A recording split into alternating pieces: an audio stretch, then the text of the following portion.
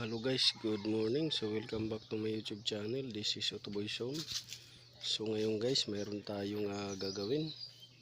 Itong generator, isang generator ang gagawin natin. So meron din tayong gagawing washing. Ito, washing to. At meron din tayong gagawing sewing machine. Ito. Yan. Gagawin natin yan, ayusin, i-restore hanggang sa gumana siya. Sa yan yung gagawin natin. Naka-washing, isang generator. So ngayon po, dito lang muna tayo sa generator. Generator lang muna. So yan yung gagawin natin para gumana tong dalawa. So ito, na-check ko na, naghalo yung oil at saka langis. Naghalo yung langis at saka gasolina sa crankshaft. So dito check natin kung anong dahilan ng bakit ayaw na gumana. Dito top overhaul, saka check ng wiring nya. Ito naman ay check pa. So yun, abangan nyo lang guys. So ito guys, so pagka nag-aayos ako guys ng generator, kahit sa makina, una kong tinitingnan or chine-check kung mayroong kuryente.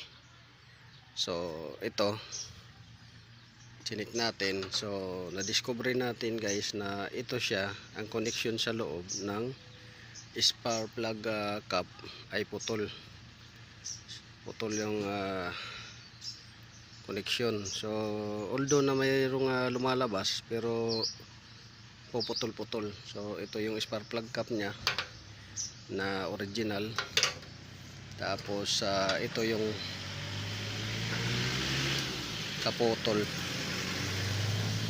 Ito yung putol. Yan. So ito yung naputol yan. Oh. Putol yan sa loob ng spark plug cap. Ito yung spark plug cap nya. So putol. So ngayon, ginawa natin ng paraan. May extra spark plug rin tayo para pang test. Ginawa natin ng paraan ito sa sasakyan. Ang problema, masikip, hindi may pasok. So nakahanap tayo ng spark plug cap sa pangmotor. So ngayon, i-check natin kung may kuryente. So yan, check natin. Ayan, may kuryente na, di ba? So ngayon papaandarin na natin. May kuryente na, so ang sunod fuel. So ngayon guys ay may kuryente na. So ang gagawin natin ngayon ay papaandarin. So papaandarin natin yan. So yun yung isusunod natin. So katihan natin muna. Yan. Yan, katihan natin. Tapos pandarin. Sige. Sige. Katihan natin. Pagka umandar siya ng kate, meaning fuel system ang problema. Okay. Tsukan. Ano mo? Di, yun. Isprehan mo muna doon sa may karburador.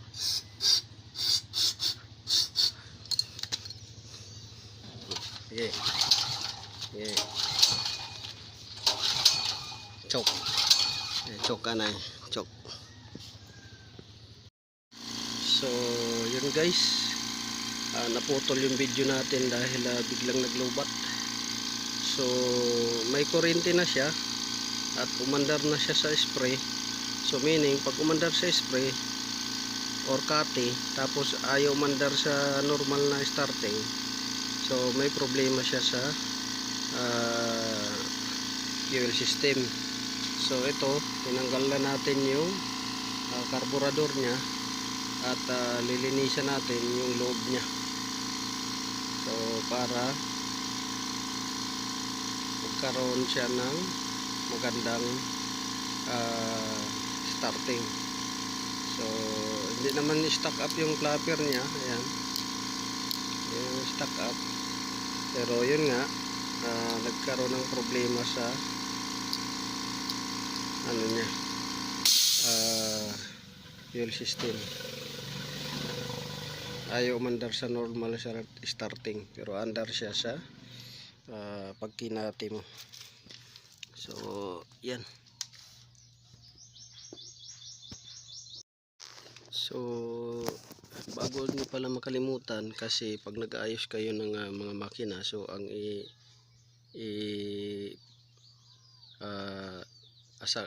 kumbaga yung priority ninyo na i-check is kuryente, tapos fuel, compression.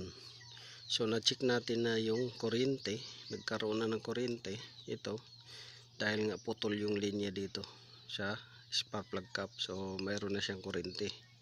Ngayon yung fuel, ito lilinisan natin dahil panis na rin yung yung gasolina na sa loob, at sigurado stock up na yung supply nito patungo doon sa intake.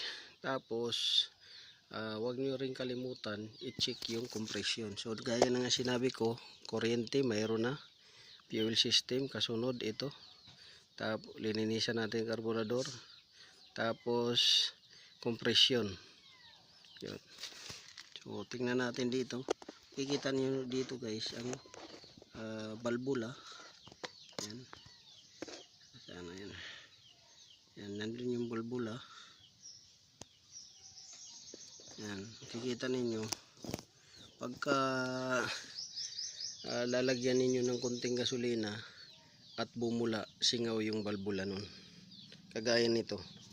Chinik ko ngayon, bumubula. Pagka nag-compression siya, bumubula. So meaning lumalabas yung niya, compression niya. Lumalabas yung compression niya. So under siya, pero mamamatay siya dahil loose compression siya.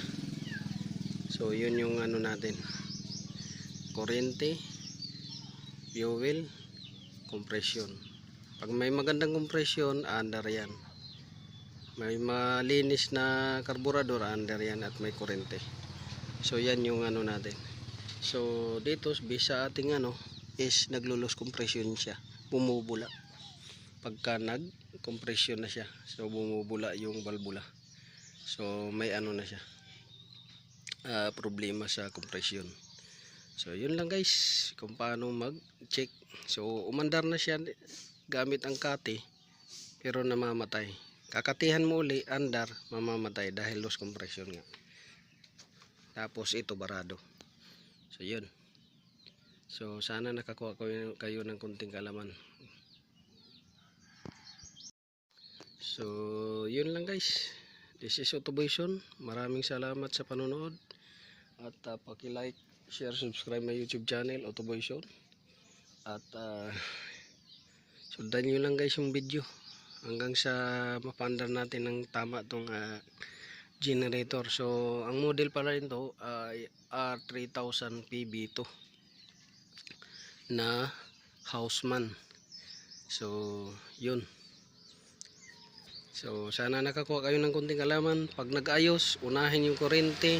Pag may kuryente, sunod yung fuel, sunod kung may compression siya. So this is Autoboyson. God bless you all. At naway nakakuha kayo ng kunting kaalaman dito sa sina natin. So tatanggalin natin yung head dahil loose compression siya. So yun lang guys.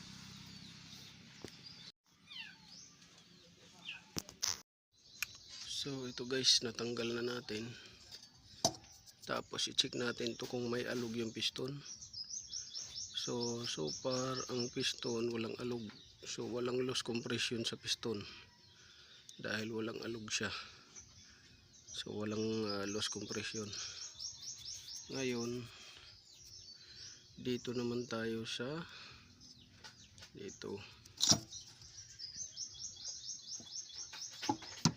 sa cylinder head ito. So nung chinik natin kanina, ito bumubula to sa may intake, bumubula pagka nag compression stroke siya, may bula. Walang problema dito sa may balbula dito sa may taas. Ang problema dito, bumubula. Yan, pati ito. So ipa-valve lift natin yan para walang singaw. Dahil ayun oh, nakaangat na siya. Angat na. Marami ng carbon. So yan. Loss compression ang natirang problema. May kuryente, may fuel, pero loss compression. So top overhaul lang ang gagawin ito. So this is Autoboyson. Maraming salamat. Good morning. So hello guys, good morning. So welcome back to my YouTube channel. This is Autoboyson. So mayroon tayo na namang ginagawang generator uli.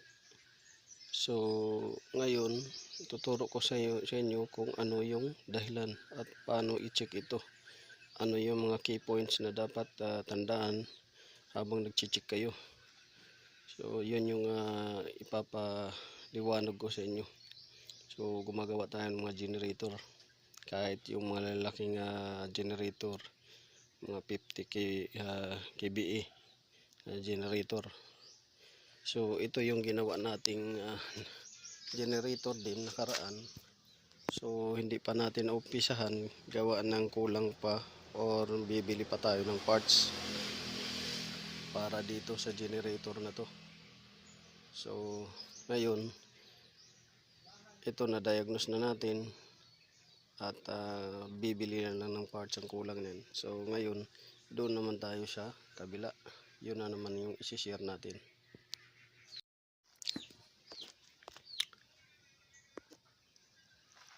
So dito guys ay bakit walang ilaw? Walang ilaw guys. So dito guys, ang gagawin una ninyo ay hahanapin ninyo yung tatlong key points para sa diagnosing. So kuryente, fuel, tapos compression. So yun yung gagawin ninyo. Saka na yung electrical voltage o current output ng generator. Dahil isa lang naman yung pupuntahan ninyo. Yun yung motor nya, dynamo. So ngayon, ang ituturo ko sa inyo kung ano dapat yung i-check ninyo sa pag-ayos ng generator. So ngayon, ang una natin ginawa dito guys ay chinik natin yung kuryente nya dito. So gamit ang spark plug tester natin, ito spark plug na pang test natin, goods to na spark plug, para ma-prove natin kung may kuryente. So may kuryente naman siya na lumalabas, pero dito sa spark plug na to ay wala nang kuryenteng lumalabas. Kung mapapansin nyo naman yung itsura ay nandoon na siya sa pagka-busted. So walang lumalabas na kuryente. Dito mayroong lumalabas na kuryente. So na-check na natin yung current nya. So ngayon pag na-check ninyo guys yung current nya, ang isusunod naman ninyo ay yung carburetor. So chinik natin yung carburetor. Ang unang gagawin ninyo pag nito ay yung carburetor nya ay yung ninyo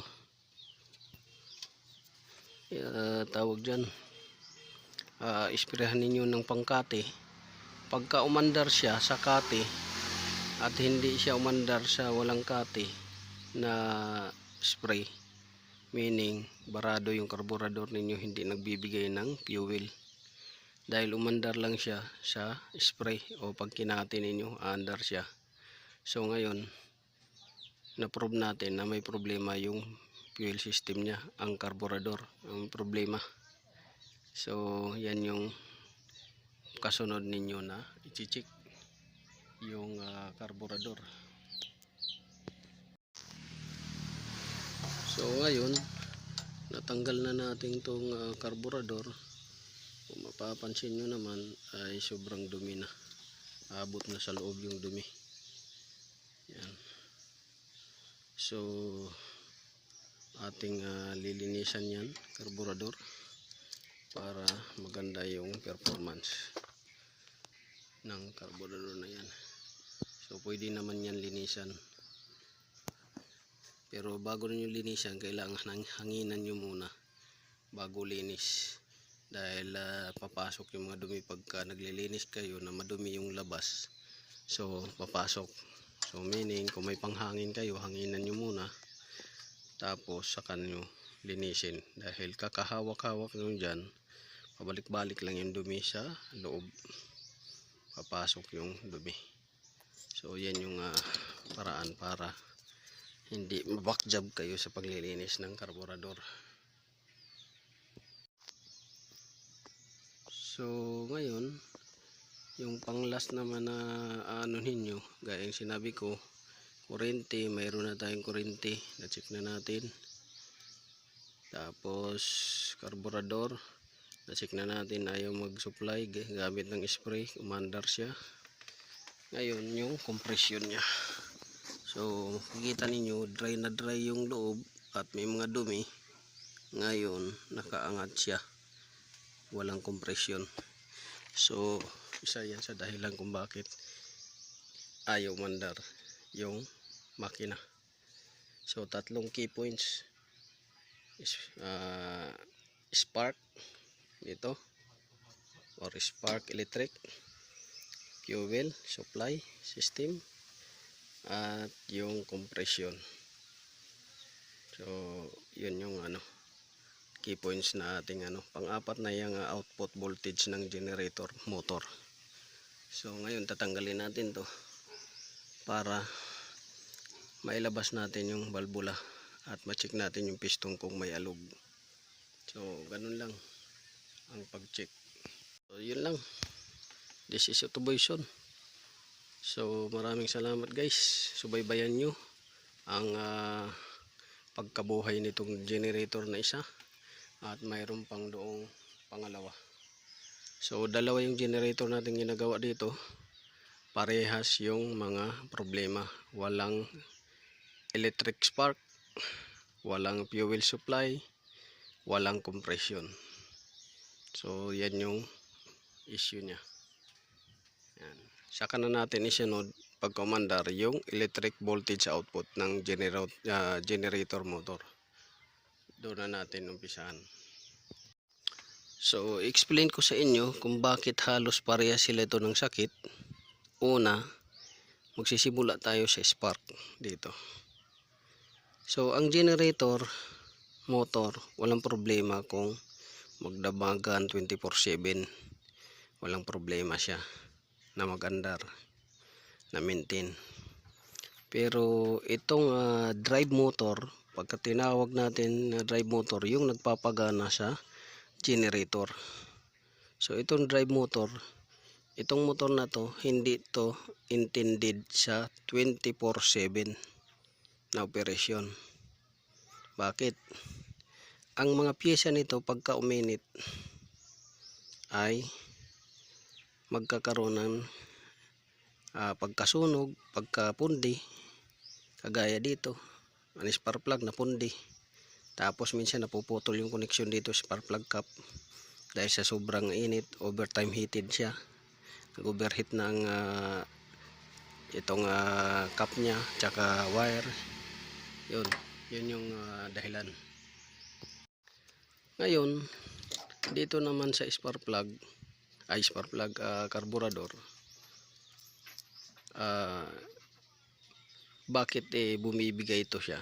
So minsan sa operation habit natin, so minsan nakakabili tayo ng gasolina doon banda sa madumi na gasoline station, minsan naman matubig yung mabili natin, minsan naman is malatak or maraming dumi. So yan, nagbabara to. minsan nagpa-flooded, minsan naman barado, walang supply. So yan yung mga points na minsan cause ng pagbarado ng carburetor. So tapos na tayo sa spark plug, electric current voltage, tapos na tayo sa carburetor. So dito naman tayo sa loss compression. So normal sa makina magbi-build up ng carbon deposit sa mga intake valve, exhaust valve.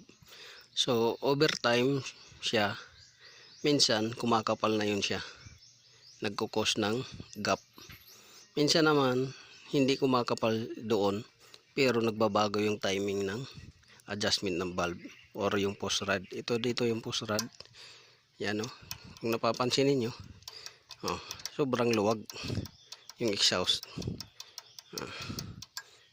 Sobrang luwag. So nagpabago-bago yung adjustment yan dahil ang operation ninyo 24/7. So sa sobrang tagal, minsan nagbabago na yung adjustment at saka yung carbon deposit kumakapal na. So minsan ang gagawin yan ay mag-spray lang kayo ng cleaning agent, matatanggal na yung bara.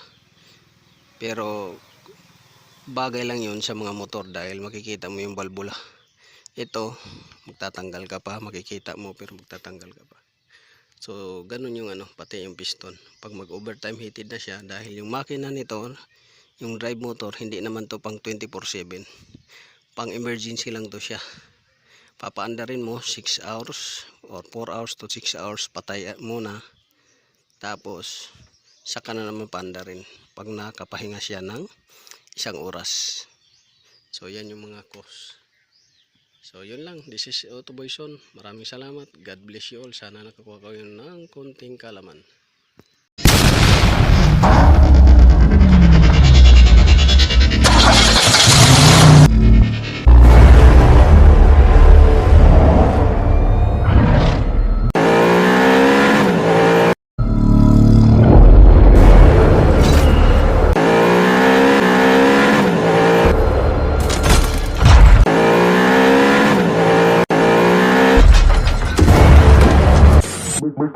Make